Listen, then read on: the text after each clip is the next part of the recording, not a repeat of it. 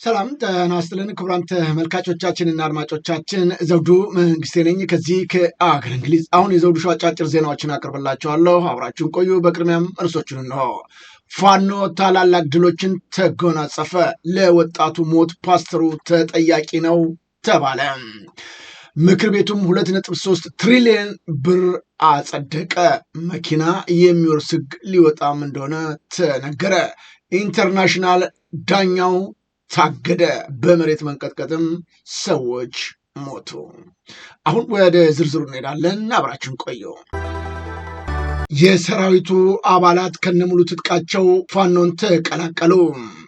ሰሞኑን በማደናገሪያ ምርጫ ሰበብ በወሎ ቤተ አማራ ወሎ ግንባሮች ከባድ የሆነ ሰብአዊና ቁሳዊ ኪሳራ የደረሰበት 11 ዕዝ 104ኛ ኮር 9ኛ ክፍለ ጦር የሰራዊት አባላት ሲሆኑ ከነዚህ መካከል ድሽቃ ተኳሹን ጨምሮ ሌሎች አባላቶች ከነሙሉ ትጥቃቸው የአማራ ፋኖ ብሔራዊ ንቅናቄ ወሎ ቤተ አማራ ምኒልክ ዕዝ 105ኛ ኮር 47ኛ ክፍለ ጦር 13 ሻለቃን ተቀላቅለዋል።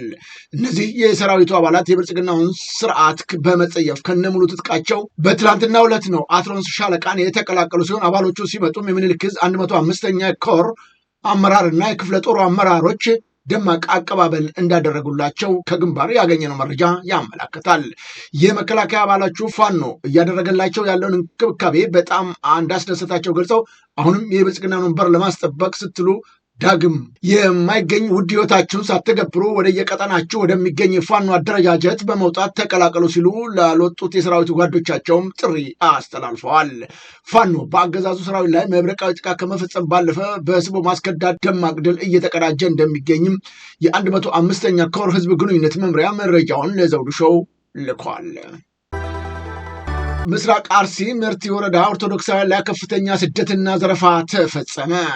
በምስራቅ አርሲ ዞን ነው መርቲ ወረዳ በሚገኘው የጋዶ ቀበሌ የሚኖሩ የኦርቶዶክስ እምነት ተከታዮች በደረሰባቸው የደህንነት ስጋት ምክንያት ለከፍተኛ ስደት መዳረጋቸውም ታውቋል። የቀበሌው አመራሮች በአካባቢው ለሚገኙ የኦርቶዶክስ እምነት ተከታዮች ከፍተኛ ስጋት ስላለው አካባቢውን ለቃችሁ ውጡ፣ እኛ ጥበቃ አጃቢ እንሰጣቸዋለን በሚል መልእክት ማስተላለፋቸው እና በመልእክቱም መሰረት ምዕመናኑ ቀያቸውን ጥለው መውጣታቸውም ታውቋል።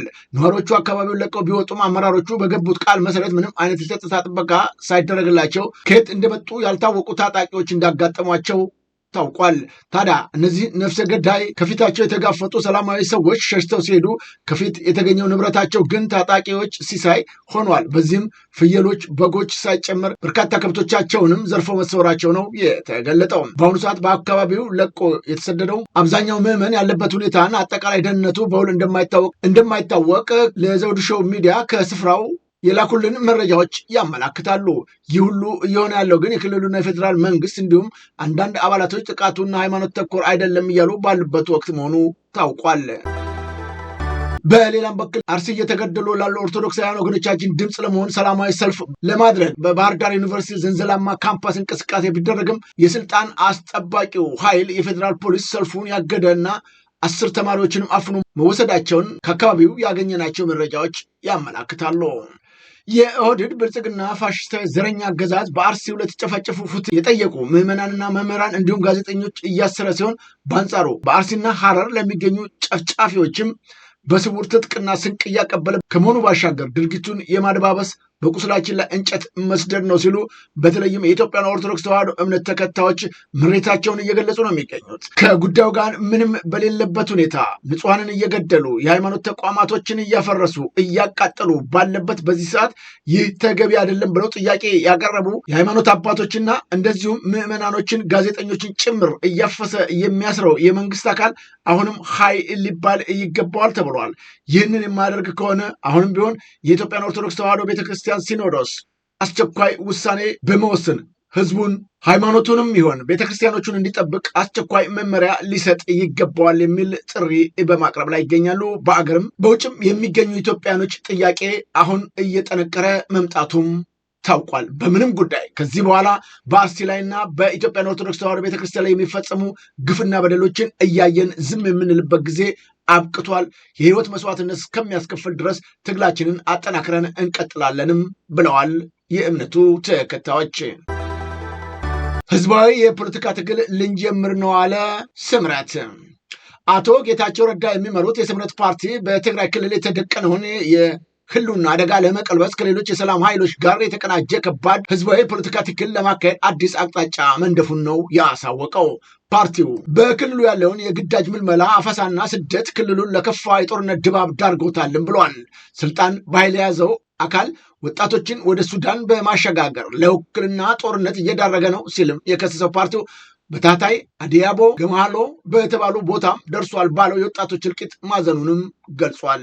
ህወሓት በበኩሉ ባለፈው ሳምንት በታህታይ አዲያቦ በተፈጸመ የድሮን ጥቃት በተዋጊዎቹ ላይ ጉዳት መድረሱን መግለጹም አይዘነጋም። በወጣቱ ሞት ፓስተሩ ተጠያቂ ሊሆን ይገባል ተባለ። በፓስተሩ ያልተገባ ድርጊት ነው ህይወቱን ያለፈው ወጣት ዋቅጅራ ገነት በምዕራብ ወለጋ የቅሊሾ ካራ ተወላጅ ነው። በዩናይትድ ስቴትስ ይኖር የነበረ ለሰርግ ወደ ኢትዮጵያ በመጣበት ሰዓት ነው በሕክምና የልብ ድካም እንዳለበት እና የቀዶ ሕክምና ማድረግ እንዳለበት የተወሰነው። ታዲያ የፕሮቴስታንት እምነት ተከታይ የሆነችው ፍቅረኛው ሕክምናውን ትቶ ፓስተር መሰረታ የሚባል ግለሰብ ጋር እንዲሄድ ምክር ትሰጠዋለች። ግለሰቡም ወደ ፓስተሩ ሄዶ መጀመሪያ የተገጠመለትን የኦክሲጅን ገመድ ፓስተሩ ያስወግደዋል። አዲስ ልብ ሰጥቻለሁ ተፈውሰዋል ብሎ ይልከዋል። ዋቅጅራም የህክምና ባለሙያዎቹን ንግግሮች ችላ በማለት የነብዩን ምክር ይቀበላል። በሚያሳዝን ሁኔታ ነው ከአሜሪካ ወደ ኢትዮጵያ የመጣው ተስፈኛው ወጣት ወደ ቤቱ ለማረፍ እንደገባ ነው ህይወቱ ያለፈው። በዚህም ምክንያት የሟች ወዳጅ ቤተሰቦች ለዚህ ህይወት መጥፋት ዋነኛውና ቀዳሚው ምክንያት የሆነው የህክምና መሳሪያዎች ጭምር ሳይቀር በመበጠስ እኔ ሌላ አዲስ ልብ ሰጥቻለሁ በሚል ለሞት የዳረገው በመሆኑ ለህግ ለፍትህ መቅረብ አለበት ሲሉም ጥያቄ በማንሳት ላይ ይገኛሉ። የሚኒስትሮች ምክር ቤት 2.3 ትሪሊየን ብር አጸደቀ። የሚኒስትሮች ምክር ቤት ነው ለ2019 በጀት ዓመት የሚሆን ከ2.3 ትሪሊዮን ብር በላይ ረቂቅ በጀት አጽድቆ ለህዝብ ተወካዮች ምክር ቤት እየመራው። ሰኔ 2 ቀን 2018 ዓ.ም በተካሄደው 56ኛው መደበኛ ስብሰባ የቀረበው ይህ የፌዴራል መንግስት ረቂቅ በጀት በሙሉ ድምፅ የጸደቀ ሲሆን ለህዝብ ተወካዮች ምክር ቤትም በይፋ ተላልፏል። ለቀጣዩ ዓመት የቀረበው በጀት ለመደበኛና ካፒታል ወጪዎች፣ ለክልሎች ድጋፍ እንዲሁም ለዘላቂ ልማት ግቦች ማስፈጸሚያ የሚውል እንደሆነም ታውቋል። የፌዴራል መንግስት ለተጠናቀቀው 2018 በጀት ዓመት መድቦት የነበረው በጀት 1.93 ትሪሊዮን ብር እንደነበረም አይዘነጋም። የጠቅላይ ሚኒስትሩ ጽህፈት ቤት ባወጣው መግለጫ የ2019 ዓ.ም በጀት የተዘጋጀው የ2018 ዓ.ም በጀት አፈጻጸም በማህበራዊና ኢኮኖሚያዊ ትራንስፎርሜሽን አቅጣጫ እንዲሁም የአስፈጻሚ መስሪያ ቤቶች የውጭ ፍላጎት መነሻ በማድረግ መሆኑንም አመልክቷል። በተጨማሪም ምክር ቤቱ በ2019-2023 ዓ.ም በሚኖረው የማይክሮ ኢኮኖሚ ፊስካል ማዕቀፍ ላይ የተወያየ ሲሆን የተገበረው የማይክሮ ኢኮኖሚ ሪፎርምም የሀገሪቱን ኢኮኖሚያዊ መሰረቶች እያጠናከረ መሆኑንና አዲሱ በጀትም ይህንን እድገት ለማስቀጠል ታሳቢ ተደርጎ መዘጋጀቱን አስታውቋል። የሀገሪቱ በጀት በትሪሊየን ደረጃ እየተመደበ ባለበት በዚህ ሰዓት ይሁን እንጂ የሀገሪቱ ኢኮኖሚ ተሽመድምዶ በመውደቅ ህዝቡ የሚበላውና የሚጠጣው አቶ ስቃይ መከራ ውስጥ መግባቱ የበጀቱን መጨመር ምንም ለውጥ አያመጣም ሲሉም ብዙዎቹ የሚኒስትሮች ምክር ቤት ያጸደቀውን በጀት በተመለከተ ትችት በማንሳትም ላይ ይገኛሉ።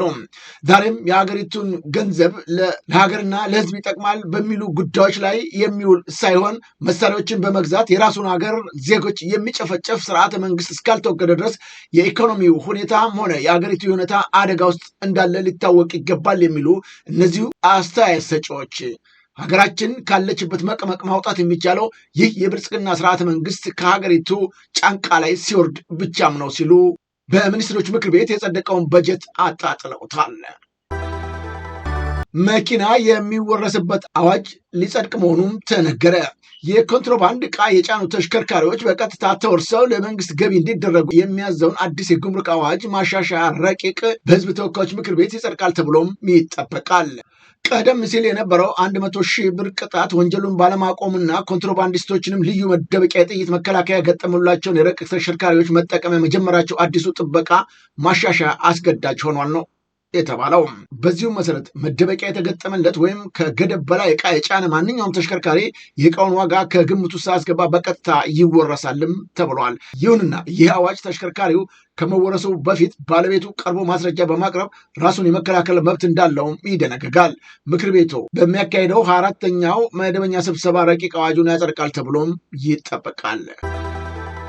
የምሽት መዝናኛ ቤት ውስጥ በተፈጠረ ጸብ የሰው ሕይወት አለፈ።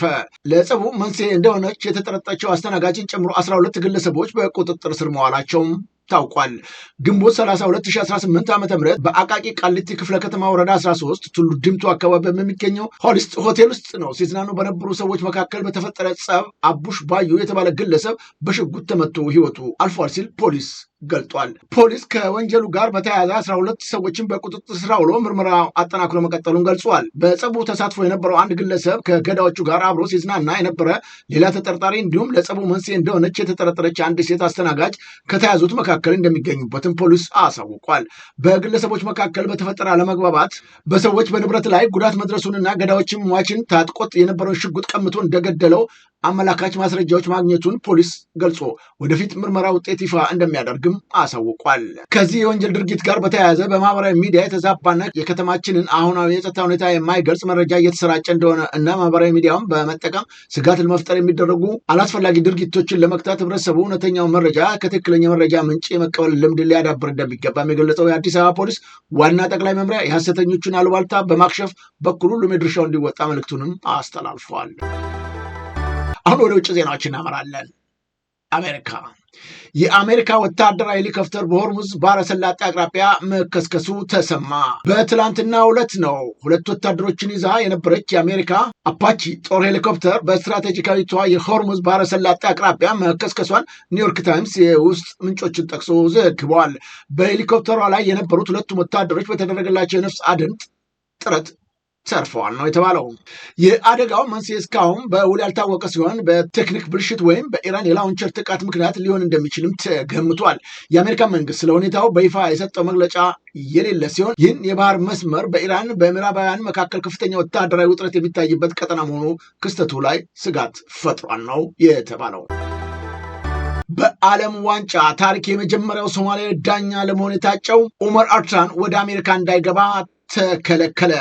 በዓለም አቀፍ የእግር ኳስ ማህበር ወይም ፊፋ እውቅና ያገኘው በ2026 የዓለም ዋንጫ ላይ ተመርጦ የነበረው ኡመር አርታን ወደ አሜሪካ ለመግባት ያደረገው የቪዛ ጥያቄ ውድቅ ተደርጎበታል። ይህ ውሳኔ በሶማሌ ስፖርት አፍቃሪያን ዘንድ ከፍተኛ ቅሬታ መፍጠሩም ታውቋል። የቪዛው መከልከል ግልጽ ምክንያት ባይቀመጥም ውሳኔው ዳኛው በታሪካዊ መድረክ ላይ የመሳተፍ ህልሙን አደጋ ውስጥ ጥሎበታል ነው የተባለው።